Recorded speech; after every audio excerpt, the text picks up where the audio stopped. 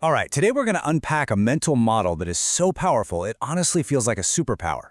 It's called thinking in orders of magnitude. Think of it as a special lens that helps you see the hidden structure of the world. I mean, in everything from your personal budget to, massive global events. So let's just dive right in with a puzzle to see how your own intuition handles scale.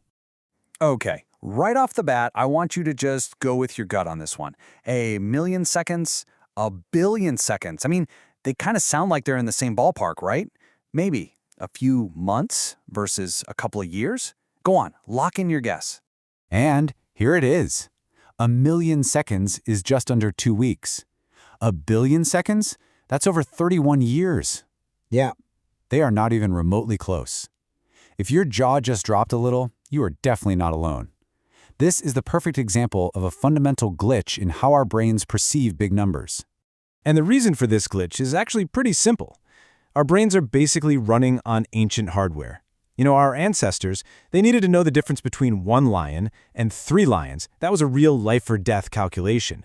They never, ever had to worry about the difference between a billion of something and a trillion.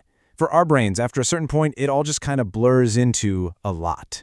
So what we need is a software patch for our brains, right?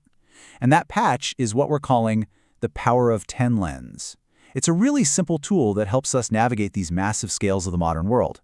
Instead of getting lost in the weeds with precise numbers, it teaches us to focus on what really matters, the general ballpark, the scale of the thing. This quote from Charles Richter, the guy who created the earthquake scale, it just perfectly captures the whole idea. The goal isn't to be perfectly precise all the time. It's about being able to correctly sort things into buckets. You've got your small bucket, your medium bucket, and then your, oh wow, that is huge bucket. So here's the dead simple definition. An order of magnitude is just a fancy way of saying a factor of 10. If something is 1 order of magnitude bigger, it's 10 times bigger. Simple. 2 orders of magnitude? Well, that's 10 times 10, so it's 100 times bigger. Just think of it like a ladder, where every single rung you climb is a 10x jump. And this brings us to the most crucial insight of all. It is so much better to be roughly right than to be precisely wrong. I mean, think about a project manager. If she estimates a project is going to take 2 weeks and it ends up taking 3, that's totally fine. It's in the same order of magnitude. But what if she estimates 2 weeks and it takes 6 months? Whoa, that's an order of magnitude error. And that, my friends, is a total catastrophe. Now, let's look at how this plays out in the real world, because it's not always clean powers of 10. Sometimes the most important shifts happen at these sort of half-order steps. Take a startup, for instance. Going from 1 customer to, say, 3 customers is a massive leap. You've just validated your idea. Then going from 3 to 10, now you're starting to see a pattern.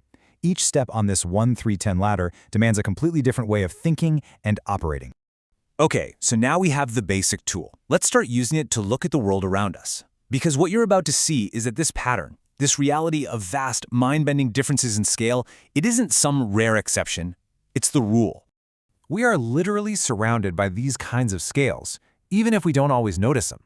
They're all designed to make huge numbers manageable.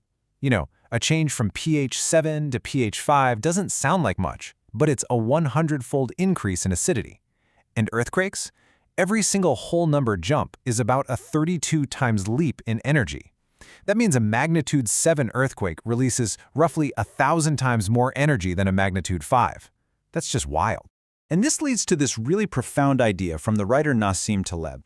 He says we basically live in 2 different worlds.